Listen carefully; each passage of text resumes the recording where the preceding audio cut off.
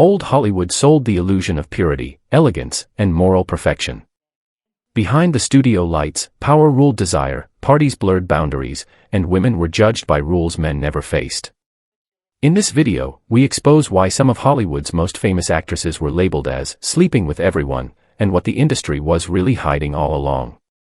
Ava Gardner. Ava Gardner never behaved like a woman asking permission.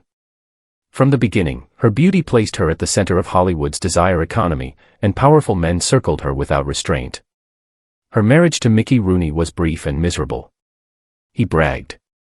She did not. She made it clear that pleasure in that relationship was one-sided. That honesty alone made her dangerous in an industry built on male fantasy. Her romantic history quickly expanded beyond acceptable limits for a woman of her era. Howard Hughes entered her life with money, obsession, and control, offering luxury but demanding possession. Artie Shaw followed, intellectual and cold, frustrated by her independence. Frank Sinatra came later, volatile and intense, a relationship fueled by passion, jealousy, and public spectacle. Each man gained status from being near her. Each left damaged in some way. Gardner never denied her affairs. She never softened the truth to protect reputations. She openly admitted to relationships with married men, powerful producers, and famous writers. Ernest Hemingway was among them. The press tried to turn her into a cautionary tale, but she refused to play the victim. She did not explain herself. She did not repent. That refusal became her greatest scandal. In a time when actresses were expected to be grateful and discreet, Ava Gardner moved freely. She drank hard. She loved intensely. She left when bored or hurt. Hollywood punished her not for excess, but for control. Men with longer lists were admired. She was labeled reckless. Yet her reputation endured because she never contradicted herself. She lived exactly as she appeared. Elizabeth Taylor. Elizabeth Taylor's private life unfolded in public view, relentless and unforgiving. Her beauty was treated as a public resource, her relationships as communal property. The scandal that defined her image began with Eddie Fisher, a man married to her close friend Debbie Reynolds. The betrayal shocked Hollywood. Newspapers framed Taylor as a destroyer, a woman who crossed a moral line no apology could erase. She married Fisher, then left him. That pattern would repeat. Marriage followed desire. Divorce followed disillusion. She married repeatedly, sometimes to the same man more than once. Richard Burton became both her greatest love and her greatest war. Their relationship was loud, expensive, and endlessly documented. Photographers tracked them across continents. Reporters counted rings, arguments, reconciliations. Unlike many actresses, Taylor never hid from the attention. She acknowledged her mistakes without surrendering dignity. She admitted guilt toward Reynolds and sought forgiveness. That act alone complicated the narrative. She was not careless. She was impulsive, emotional, and painfully human. The media reduced her to numbers, headlines, and moral outrage, often ignoring her work entirely. 2 Academy Awards were treated as footnotes beneath wedding announcements. Her talent was undeniable, but her marriages were easier to sell. The industry benefited from the chaos, then condemned her for creating it. As she aged, Elizabeth Taylor reclaimed her voice. She redirected her public identity toward advocacy, raising awareness and money for AIDS research when silence was still common. The same woman once attacked for her private choices became a moral force on her own terms. Hollywood never stopped watching her. She simply stopped asking it for approval. Vivien Leigh. Vivien Leigh pursued what she wanted without hesitation, even when the cost was visible and immediate. She set her focus on Laurence Olivier while both of them were married. His wife was pregnant. Her own marriage was still intact. None of that slowed her. She followed him across cities and vacations, inserting herself into his life with determination that shocked even Hollywood. Their relationship began in secrecy and scandal, fueled by obsession rather than stability. Leigh treated people as temporary obstacles rather than emotional commitments. Friends noticed how easily she detached once desire shifted. Olivier eventually left his wife and married Leigh, but the union carried the same instability that defined its beginning. Love did not bring peace. It intensified conflict.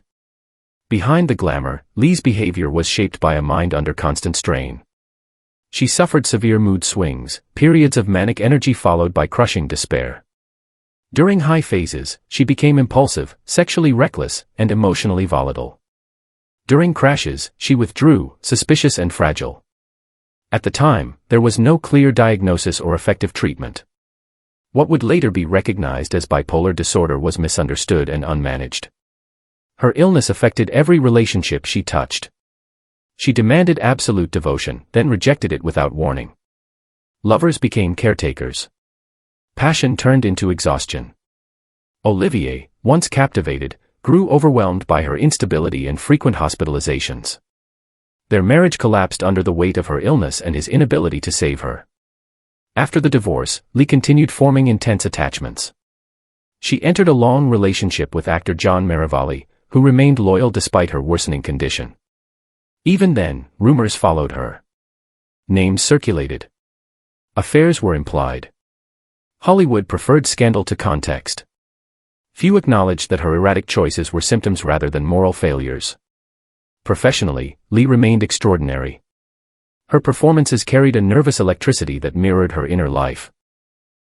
Characters trembling on the edge of collapse felt authentic because she lived there.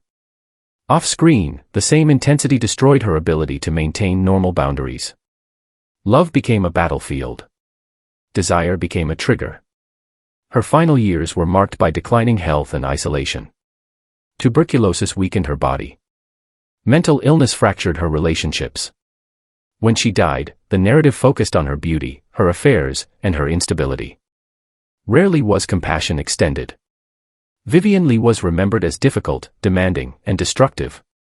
What was overlooked was how deeply unwell she had been in an era that punished women for symptoms rather than offering care. Tallulah Bankhead. Tallulah Bankhead turned desire into a public performance and refused to hide any part of it. She spoke openly about her lovers, her addictions, and her appetite for sex in a culture built on secrecy.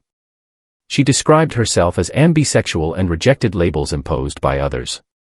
Men and women moved through her life quickly, often overlapping, often without apology. What shocked Hollywood was not the scale of her affairs, but her willingness to talk about them. Her voice, her posture, and her language were deliberately provocative. Interviews became confessions delivered with humor and contempt for judgment. She joked about long stretches without sex as unbearable droughts. She dismissed moral outrage as hypocrisy. When studies about human sexuality were published, she claimed none of it surprised her. Her honesty stripped power from scandal and returned it to her. Bankhead's lifestyle was fueled by excess. Alcohol, drugs, and constant stimulation defined her routine. She smoked relentlessly and laughed at doctors who warned her to slow down. After surviving a near-fatal surgery, she told those around her she had learned nothing and intended to change nothing. Desire, for her, was not a phase. It was identity. Hollywood used her reputation when it was profitable and distanced itself when it became inconvenient. She was labeled dangerous, uncontrolled, and corrupting. Yet she never retreated. She understood that outrage kept her visible. In a system that demanded women be silent and grateful, Tallulah Bankhead chose noise and appetite, transforming her personal life into an unignorable brand. Jane Mansfield. Jane Mansfield was manufactured as a spectacle and learned quickly how to amplify it. Her image was built around exaggerated sexuality, calculated accidents, and constant exposure. Photographs, red carpets, and staged moments were designed to draw attention to her body. She understood that visibility meant survival in Hollywood, and she leaned into it without restraint. Her relationships fed the myth. Powerful men, celebrities, and rumored affairs filled gossip columns. Some stories were encouraged. Others were allowed to grow unchecked. Her association with controversial figures and shocking rumors blurred the line between truth and promotion. The more outrageous the headline, the more valuable her name became. Mansfield was often dismissed as empty, a copy without substance. That perception was deliberate and misleading. She spoke multiple languages and possessed a sharp awareness of publicity mechanics. She knew how to dominate a room and how to redirect attention back to herself. Sex appeal was not an accident. It was strategy. Her private life became inseparable from her public image. Marriages, divorces, and affairs unfolded under constant scrutiny. The industry rewarded her for excess while quietly mocking her intelligence. She was trapped inside a character she helped create, one that demanded continuous escalation. Her life ended abruptly, freezing her image at its peak. The legend survived longer than the person. Jane Mansfield became a cautionary symbol of fame built on desire and spectacle. What endured was the myth of scandal.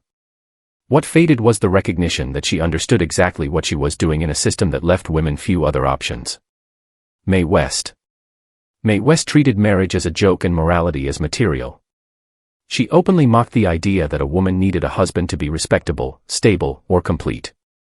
She married once as a teenager, hid it, then erased it from her life. After that, she chose lovers without promising permanence and never pretended otherwise. Men came and went. She stayed in control. Her relationships crossed boundaries Hollywood preferred not to acknowledge. She dated younger men, older men, married men, and people the studios considered inappropriate. She supported gay rights openly, associated with black partners, and refused to censor her desire. Her dialogue was packed with double meanings that slipped past censors while enraging moral guardians. Every line was intentional. Every provocation was calculated. West wrote her own scripts and shaped her image with precision. She understood that sex sold, but she insisted on owning it. That independence made her powerful and dangerous. Hollywood profited from her audacity, then labeled her obscene when public pressure mounted. Cities banned her films. Religious groups protested. Studios distanced themselves while still using her name to attract attention. As tastes shifted, roles dried up.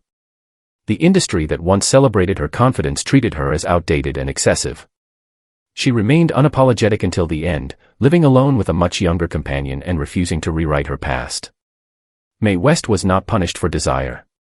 She was punished for refusing to surrender control of it. Lupe Vallés. Lupe Vallés lived loudly, emotionally, and without restraint. Her relationships were intense, jealous, and public. She spoke freely about sex and attraction, unconcerned with appearing respectable. Men entered her life quickly and left under dramatic circumstances. She loved fiercely and demanded loyalty, often accusing partners of betrayal whether evidence existed or not. Her most famous relationship was with Gary Cooper, whom she called the love of her life. Their bond was volatile and consuming. She suspected him constantly and fought publicly. That volatility became part of her reputation. Hollywood reduced her to temperament and passion, branding her fiery and unstable, an image that both fueled her stardom and limited her opportunities. Vallés succeeded during the early sound era, headlining a popular comedy series that leaned into ethnic stereotypes. The studio encouraged exaggeration, then blamed her for embodying it too well. As she aged and roles disappeared, the tone toward her shifted. She was labeled difficult. Invitations stopped. The same behavior once marketed as exotic became inconvenient. Her death was quickly surrounded by false rumors and cruel myths. Sensational stories replaced facts. Gossip overshadowed grief. The truth was quieter and more tragic, shaped by depression and isolation rather than spectacle. Hollywood consumed her intensity, then discarded her humanity. Lupe Vallés was remembered for scandal instead of talent, emotion instead of context. She challenged expectations simply by refusing shame. The punishment came later, delivered not with condemnation, but with silence and distortion. Clara Bow. Clara Bow became the face of desire before Hollywood knew how to protect anyone from it. Her image defined the flapper spirit of the silent era, playful, sexual, and untamed. Fame arrived fast and young. With it came constant scrutiny of her private life. Every relationship became a headline. Every breakup turned into rumor. Gossip writers treated her love life as public property. She moved through relationships quickly and without discretion, often believing affection meant commitment while the men around her treated it as temporary. Studio handlers promised protection but leaked stories when scandal sold better than silence. Tabloids painted her as reckless and unstable, feeding the idea that her sexuality was a problem to be managed rather than a choice to be respected. Bow came from poverty and family instability, carrying emotional wounds into an industry that thrived on pressure. The sudden wealth, attention, and judgment amplified her vulnerabilities. Reports of affairs multiplied, many exaggerated or invented. The louder the stories became, the less her work mattered. Her talent was overshadowed by a narrative of excess. When sound films arrived, the stress intensified. Anxiety and exhaustion followed her onto sets. Rather than offering support, the system tightened control and allowed scandal to do the work of removal. She withdrew from acting early, married, and disappeared from public life. Hollywood had used her youth and desire, then discarded her once the image became inconvenient. Louise Brooks. Louise Brooks rejected obedience from the start. She chose lovers freely, posed without shame, and refused to soften her independence. Her relationships included powerful men and women alike, and she never pretended exclusivity mattered more than honesty. That refusal made her magnetic and dangerous. Her defining choice was artistic, not romantic. She walked away from a studio contract rather than submit to control, choosing European films over Hollywood security. The decision cost her everything. Studios responded with punishment disguised as policy. Roles vanished. Doors closed. Her name became a warning. Brooks lived openly and paid for it quietly. After fame collapsed, she drifted through obscurity, working low-status jobs and relying on memory rather than income. The industry that once desired her erased her presence. No comeback was offered. No apology followed. Later, historians rediscovered her work and praised her influence. By then, the damage was complete. Her legacy survived. Her life bore the cost. Louise Brooks was not expelled for lack of talent. She was expelled for choosing freedom in a system that demanded submission. Dorothy Arzner. Dorothy Arzner worked behind the camera in an industry that barely tolerated women in front of it. She directed major stars, commanded sets, and built authority without adopting male approval. Her private life remained carefully guarded. She lived for decades with her partner Marion Morgan, a choreographer and screenwriter, presenting their bond as professional companionship while maintaining emotional permanence. Her relationships with women circulated as quiet knowledge rather than public scandal. Hollywood knew. Hollywood stayed silent. Arzner understood the limits of exposure and chose discretion as survival. Unlike actresses whose sexuality was monetized, her power came from invisibility. She avoided gossip by controlling access, refusing interviews, and keeping her personal world sealed. Her films reflected her reality. Female characters chose careers over marriage, rejected dependency, and resisted traditional endings. These themes were not accidents. They mirrored the life she lived quietly while shaping narratives for others. When the industry shifted and opportunities narrowed, she stepped away without drama, later teaching film to a new generation. Her legacy endured through influence rather than confession. Dorothy Arzner loved women and made history by never allowing the truth to be used against her. Joan Crawford. Joan Crawford's ambition demanded reinvention at any cost. Born into poverty, she reshaped herself into a symbol of strength, control, and glamour. Her relationships with men were visible and strategic, but her attraction to women remained largely unspoken during her lifetime. Rumors circulated quietly among insiders. Publicly, she maintained discipline and distance. Her name later appeared in accounts linking her to women such as Marilyn Monroe, Barbara Stanwyck, and others within Hollywood's private circles. These stories gained traction only after her death, when control over her image was lost. During her career, bisexuality existed as an open secret, acknowledged without acknowledgement, tolerated only if it remained invisible. Crawford's fame amplified scrutiny. Every romance, argument, and decision became fodder for headlines. She managed that attention through relentless professionalism. She answered fan mail personally. She cultivated loyalty. She fought studios for better roles and won an Academy Award after changing alliances. Her private desires never interfered with public dominance. The publication of Mommy Dearest altered her legacy, framing her through cruelty rather than complexity. Sexuality became another layer of scandal rather than context. What was ignored was the cost of survival in an industry that punished vulnerability. Joan Crawford controlled her narrative for as long as she lived. Afterward, others filled the silence. Her life revealed the paradox of old Hollywood. Power was possible for women, but honesty was not. Desire could exist, but only in shadow. Joan Crawford succeeded by mastering that balance, carrying fame and secrecy side by side until the end. Greta Garbo. Greta Garbo rejected marriage completely and never explained herself. Men passed through her life in large numbers, none staying long enough to become permanent. Women did as well, though quietly and without documentation meant for public view. She formed intense emotional bonds, then withdrew entirely once intimacy threatened permanence. She guarded her privacy with absolute discipline. No interviews. No premieres. No public confessions. Desire existed, but it belonged only to her. As fame grew, she retreated further, eventually abandoning Hollywood while still at the height of her power. Solitude was not a consequence. It was a decision. Garbo's refusal to define her sexuality confused an industry dependent on labels. She became a myth precisely because she gave nothing away. Freedom cost her connection. What remained was distance, silence, and control maintained through disappearance. Katharine Hepburn. Katharine Hepburn refused feminine obedience from childhood onward. She dressed like a boy, spoke without softness, and rejected the idea that a woman should charm to survive. Romance existed in her life, but it was never allowed to dominate her identity. Relationships remained compartmentalized, protected from spectacle. Her long attachment to Spencer Tracy stayed deliberately undefined in public, marked by loyalty and restraint rather than exposure. Other relationships were rumored but never confirmed. Hepburn offered no access. She believed privacy was a form of dignity. Hollywood punished her independence briefly, labeling her box office poison. She responded by reclaiming control through theater and ownership. Her success came from self-definition rather than compliance. Desire remained present, but always secondary to autonomy. Alla Nazimova.